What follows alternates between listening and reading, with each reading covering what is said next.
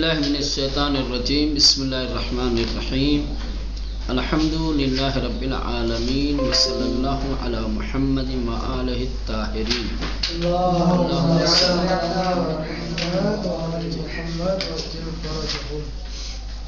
بات چل رہی تھی حضرت ابراہیم علیہ السلام کی آزمائشوں اور ان کے امتحانوں کے سلسلے میں، لیکن قبل اس کے کہ حضرت ابراہیم علیہ السلام کے امتحانوں اور آزمائشوں کا ذکر ہو، کچھ ضروری نکات کی طرف توجہ دلا رہے تھے، جس میں پہلا نقطہ یہ تھا کہ آزمائش اور امتحان پروردگار عالم کی حتمی سنتوں میں سے ہے، اور اللہ نے اسی سنت کے اوپر انسان کی خلقت کی بنیاد رکھی ہے، لہذا ہر انسان کی جب تک زندہ ہے، باحیات ہے، اس کی آزمائش اور اس کا امتحان ہوتا رہے گا۔ دوسرے، الہی آزمائشوں کا فلسفہ کیا ہے، کیوں اللہ امتحان لیتا ہے، آزمائش کرتا ہے، اس کے متعدد اور مختلف امور ہیں، مختلف وجہوں سے، مختلف دلائل کی بنیاد پر اللہ اپنے بندوں کو آزمائش میں ڈالتا ہے، جس میں سے خود انسان کے اندر آمادگی ایجاد کرنے کے لیے، خود انسان کو اس کا مقام، اس کی منزلت دکھانے کے لیے، یا دوسروں کو اس کا مقام دکھانے کے لیے، درجات کو بلند کرنے کے لیے، کوئی مقام دینا چاہتا ہے، کوئی درجہ دینا چاہتا ہے، اس لیے خدا آزمائش کرتا ہے۔ کبھی کبھی خدا کی آزمائش اور اس کا امتحان تادیب کی غرض سے ادب سکھانا چاہتا ہے اللہ، ٹھیک۔ اس کے بعد کا نقطہ یہ ہے کہ میزان کمی و کیفی آزمائش‌ہائے افراد تابع شان و منزلت انحاس، کہ ہر انسان کا امتحان، ہر انسان کی آزمائش ایک جیسی نہیں ہوتی ہے، کیونکہ انسان کے مقامات، ان کی منزلتیں الگ الگ ہیں، مختلف ہیں، اسی لیے انسانوں کی امتحانات اور ان کی آزمائشیں بھی کیا ہیں مولانا، الگ الگ ہیں۔ کمیت اور کیفیت کے اعتبار سے آزمائش اور امتحان فرق کرتا ہے، اور یہ فرق انسان کے شان اور اس کے مقام کے فرق کی وجہ سے، چونکہ ہر انسان کی منزلت الگ ہے، ہر انسان کی شان الگ ہے، ہر انسان کا مرتبہ، رتبہ، درجہ الگ ہے، اسی اعتبار سے اس کا امتحان، اس کی آزمائش بھی الگ ہے۔ کسی کو کمی امتحانات میں اللہ مبتلا کرتا ہے، کسی کو کیفی میں، چونکہ کمیت اور کیفیت کے اعتبار سے درجے میں بھی فرق ہے، لہذا آزمائش میں بھی کمیت اور کیفیت کا لحاظ کیا جاتا ہے۔ کمی کا مطلب یہ ہوتا ہے کہ عدد کے اعتبار سے کسی کا زیادہ ہوتا ہے، کسی کا کم۔ کیفیت یعنی حالات کے اعتبار سے، چیگونگی کے، کسی کا سخت، کسی کا آسان، کسی کا مشکل ہے نا، کسی کا کسی چیز کے ذریعے سے، کسی کا کسی چیز کے ذریعے سے، کسی کو بیمار کر کے، کسی کی اولاد لے کے، کسی کو مادی نعمتوں سے محروم کر کے، الگ الگ چیزوں سے، سمجھ رہے ہیں۔ تو چونکہ انسانوں کی منزلت، ان کی شان، ان کے مقامات مختلف ہیں، الگ الگ ہیں، آزمائشیں اور امتحانات بھی ان کے کمی اور کیفی اعتبار سے فرق کرتے ہیں، ٹھیک۔ سب کو ایک ہی جیسی آزمائش میں نہیں ڈالتا اللہ، ہے نا۔ میزان کمی و کیفی آزمائشائے افراد، کریں کہ لوگوں کی آزمائشوں کی کمی اور کیفی جو صورت ہے، جو میزان ہے، وہ تابع شان و منزلت انحاس، ان کی منزلت اور ان کی شان کے تابع ہے، یعنی جیسی منزلت، جیسی شان انسان کی، ویسی ہی اس کی کمی یا کیفی آزمائش، سمجھ رہے ہیں۔ آزمائش انسان کی شان کے تابع ہے، جیسا مقام ہوگا، جیسی منزلت ہوگی، جیسا رتبہ ہوگا انسان کا، اسی اعتبار سے اس کو کمی یا کیفی آزمائش میں ڈالا جائے گا۔ ابزار آزمائشائے الہی امور کی انسان تعلقی خاص بیانہ دارد، مثل تعلق پدر بفرزند، اللہ عام طور سے جو آزمائش کرتا ہے، جو امتحان لیتا ہے، تو امتحان کا، آزمائش کا کوئی نہ کوئی وسیلہ ہوتا ہے، کوئی ابزار ہوتا ہے، کسی نہ کسی چیز سے ہی تو امتحان لے گا، اس کو ابزار آزمائش کہا جاتا ہے۔ جس چیز کے ذریعے سے اللہ امتحان لیتا ہے یا آزمائش کرتا ہے اس کو کہا جاتا ہے ابزار آزمائش۔ ٹھیک، اب ظاہر سی بات ہے جب اللہ ابزار کے ذریعے سے آزمائش کرتا ہے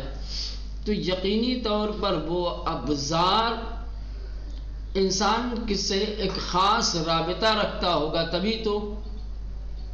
جس چیز سے انسان کا ایک خاص رابطہ، ایک خاص رشتہ، ایک خاص تعلق ہوتا ہے، لگاؤ ہوتا ہے، اسی کو اللہ آزمائش کا ابزار بناتا ہے۔ انسان اپنی زندگی میں جس چیز کو زیادہ پسند کرتا ہے، جس چیز کو زیادہ دوست رکھتا ہے، جس سے انسان کا رشتہ ناتا گہرا ہوتا ہے، اللہ اسی چیز کو آزمائش کا ذریعہ بناتا ہے۔ جیسے حضرت ابراہیم علیہ السلام کو بڑھاپے میں اولاد ملی تو حضرت ابراہیم علیہ السلام اپنے بیٹے جناب اسماعیل کو حد درجہ چاہتے تھے، اللہ نے انہی کو آزمائش کا ذریعہ بنا دیا، چلو ذبح کرو، ہے نا۔ تو اللہ جن چیزوں کے ذریعے سے امتحان لیتا ہے وہ چیزیں کوئی عام نہیں ہوتی ہیں، وہ انسان کی زندگی میں ایک خاص اہمیت رکھتی ہیں، جس سے انسان کا ایک خاص رابطہ ہوتا ہے، رشتہ ہوتا ہے، تعلق ہوتا ہے، لگاؤ ہوتا ہے، اسی وجہ سے اللہ اس چیز کو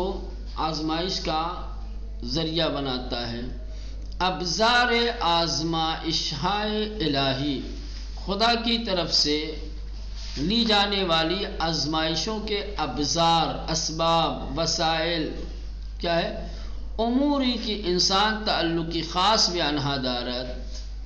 وہ امور ہیں کہ جس سے انسان کا ایک خاص تعلق، ایک خاص رشتہ ہوتا ہے،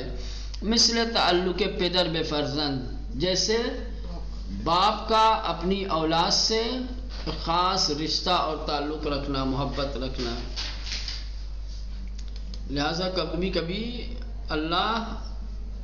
باپ کا امتحان بیٹے کے ذریعے سے لیتا ہے۔ قرآن بے آزمائشائے پیچیدہ دوران زندگی ابراہیم علیہ السلام کی پائے منزلت بالا سے اشارے می کنات، کہنے کہ حضرت ابراہیم علیہ السلام کی حیات اور زندگی میں جو سخت آزمائشیں ہوئی ہیں ان کے بلند مرتبے اور مقام کی وجہ سے قرآن نے اس کی طرف اشارہ کیا ہے۔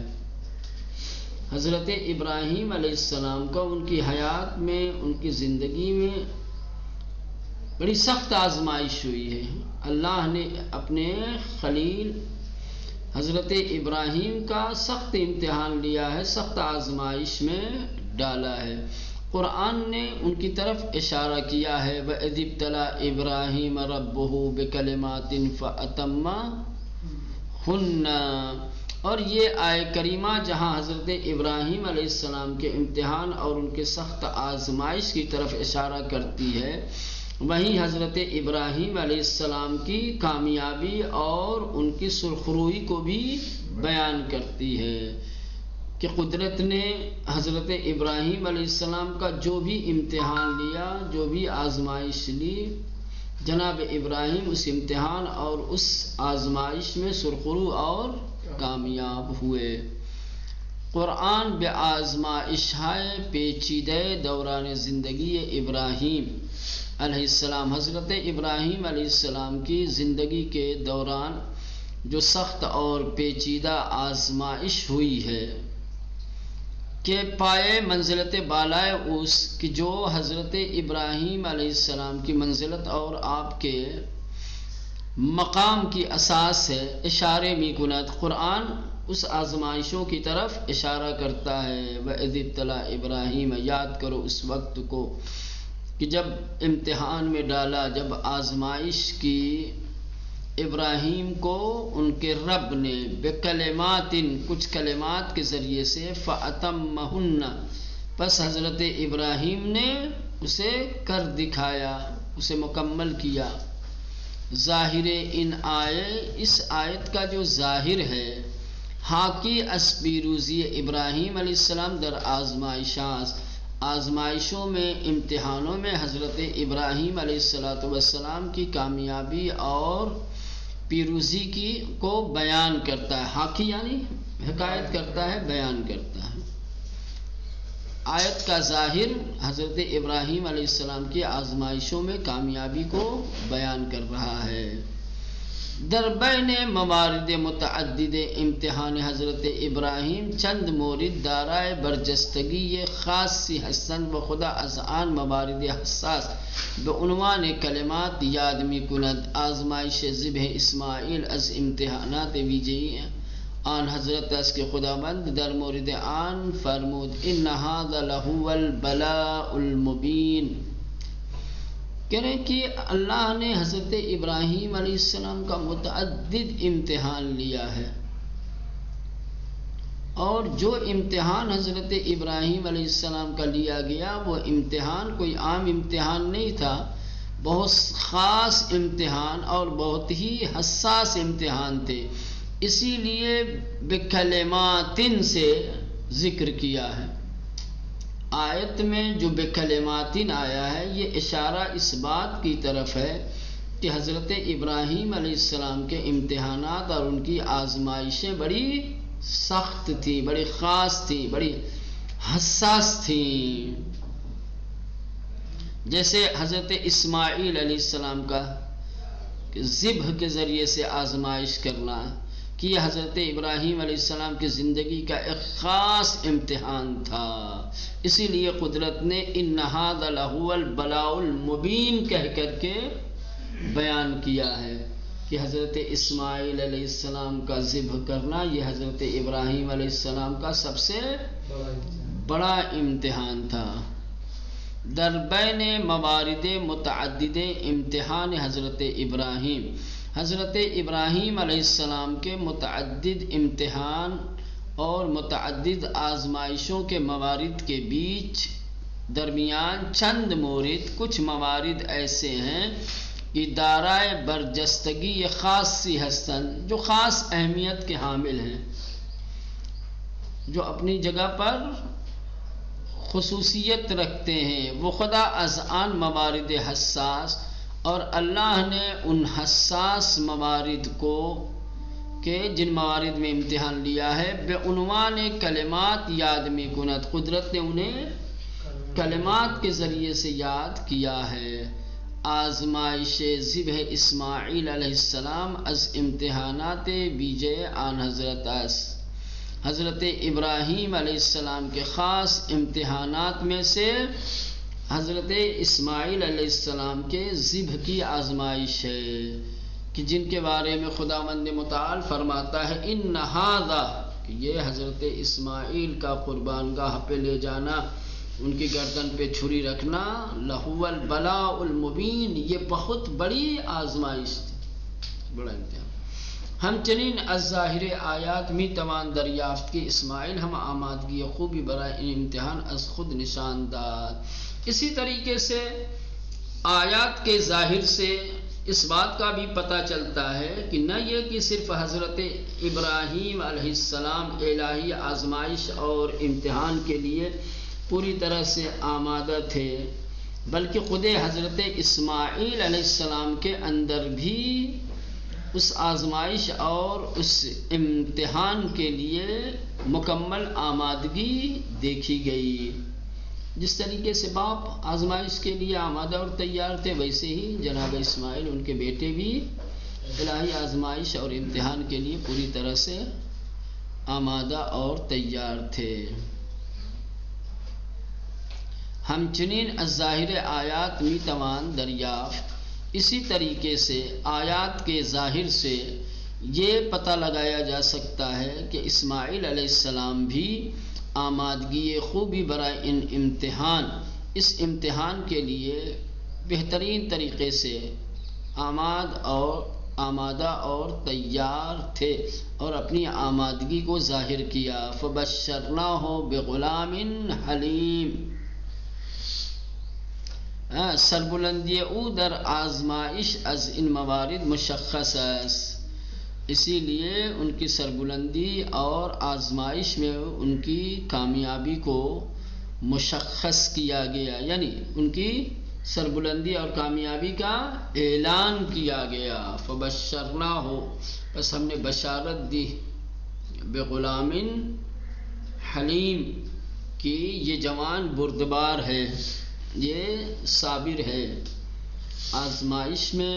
اور امتحان میں کامیاب ہونے والا ہے. حلم اسماعیل علیہ السلام تلاش او در فراہم آوردن زمینے. کہہ رہے ہیں کہ حضرت اسماعیل علیہ السلام کا جو حلم تھا وہ زمینے کو فراہم کرنے کے سلسلے میں جو کوشش تھی، یعنی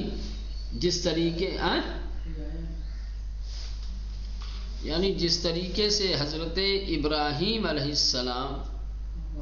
حکم خدا پانے کے بعد جناب اسماعیل علیہ السلام کو قربان گاہ پہ لے گئے ہیں، تو ظاہر سی بات ہے اس آزمائش میں حصہ لینے کے لیے جناب اسماعیل علیہ السلام کا بھی رول اور نقش بنیادی حیثیت رکھتا ہے. تو جس طریقے سے حضرت ابراہیم علیہ السلام نے پوری آمادگی ظاہر کی، اسی طریقے سے حضرت اسماعیل نے بھی آمادگی کے اظہار کے ساتھ ساتھ صبر و حلم کا بھی مظاہرہ کیا. یا ابتی افعل بما تؤمر، جو حکم دیا گیا ہے آپ کو آپ بجا لائیے. ستجدنی انشاءاللہ. ہاں، فلما بلغ معه السعی، و ان کے بلا فاصلے گو. جب یہ حضرت ابراہیم علیہ السلام نے جب ساری داستان بتائی ہے، اپنا قصہ جب سنایا ہے، تو حضرت اسماعیل علیہ السلام نے بھی بلا فاصلہ کہا ہے کہ یا ابت افعل ما تؤمر ستجدنی انشاءاللہ من الصابرین. اس کے بعد جو تعابیر ہے انا کذالک نجزی المحسنین اور تکرار فدیناہ وترکنا علیہ فی الآخرین سلام علی ابراہیم انہ من عبادنا المؤمنین، نیز یہ تمام چیزیں جزا ہے خدا کی طرف سے آزمائش میں کامیابی کی. حضرت ابراہیم و اسماعیل نے جس طریقے سے الہی آزمائش میں کامیابی پائی، جس طریقے سے حلم و صبر کا مظاہرہ کیا، اللہ نے اس آزمائش اور اس امتحان میں باپ اور بیٹے کی کامیابی کے انعام کے طور پر یہ جزائیں دی ہیں. یہ سارے جملے جو ہیں یہ کیا ہیں؟ تشویقی ہیں. یہ حضرت ابراہیم و اسماعیل علیہ السلام کی کامیابی کی جزا کے طور پر ہیں. انا کذالک نجزی المحسنین، کہ ہم اسی طریقے سے احسان کرنے والے کو جزا دیتے ہیں. فدیناہ، ہم نے فدیہ قرار دیا. ترکنا علیہ فی الآخرین، ہم نے وہ سلام بھیجا اور پھر ان کو صاحبان ایمان بندوں میں سے قرار دیا. یہ ساری چیزیں کیا تھیں؟ جزائیں تھیں. بس یہ آخری نقطہ اور بات تمام 1 منٹ میں. انسان کو کسی بھی کام میں اپنے آپ کو کافی نہیں سمجھنا چاہیے، خود کو کفیل نہیں سمجھنا چاہیے، خود کو کسی بھی کام کے لیے کافی نہیں جاننا چاہیے. انسان صرف اپنے ہی آپ پر تکیہ کرے اور بھروسہ کرے، یہ کافی نہیں ہے، بلکہ خدا کے ساتھ ایک اتصال، خدا کے ساتھ ایک توسل، خدا کے اوپر تکیہ اور بھروسہ اور اس سے استمداد، اس سے توفیق، اس سے مدد ضروری ہے. اس لیے کہ جب بندہ کسی بھی اپنے امر اور فعل میں ذات پروردگار سے متوسل ہوتا ہے، جب خدا سے توفیق اور اس میں کامیابی کامرانی اور اس پر توکل کی دعا کرتا ہے، تو یقینی طور پر قدرت بھی اس کی طرف متوجہ ہوتی ہے، وَعَلَىٰ كُلِّ شَيْءٍ قدیر ہے۔ تو انسان کا کام اس طریقے سے سخت بھی ہوتا ہے تو آسان ہو جاتا ہے۔ انسان در ہیچ زمینی نہ باید بخود متقی باشد، کہ انسان کو چاہیے کہ وہ کسی بھی زمینے میں، کسی بھی میدان میں اپنے آپ پر کیا ہے متقی نہ ہو، یعنی اپنے آپ کو کافی نہ سمجھے، صرف اپنی ذات پر بھروسہ نہ کرے کہ یہ کام تو میں کر ہی لوں گا، مجھے اس میں کسی اور کے مدد کی ضرورت نہیں ہے۔ نہ، انسان کو زندگی کے کسی بھی میدان میں، زندگی کے کسی بھی کام میں صرف اپنی ذات پر تکیہ اور بھروسہ نہیں کرنا چاہیے۔ چنانکہ اسماعیل علیہ السلام نے، جیسا کہ خود حضرت اسماعیل علیہ السلام نے بھی صبر خود را بخدا مستند کرد، انشاءاللہ من الصابرین، صبر کرنا اسماعیل علیہ السلام کا کام تھا، لیکن کیا ہے اپنے صبر کی نسبت خدا کی طرف دی اور خدا سے مدد کے طالب ہوئے، اپنے صبر کو خدا سے مستند کیا اور کہا اگر خدا بخواہد الصابران ہستم، اگر خدا کی توفیق شامل حال ہوئی تو انشاءاللہ آپ مجھے صابروں میں پائیں گے۔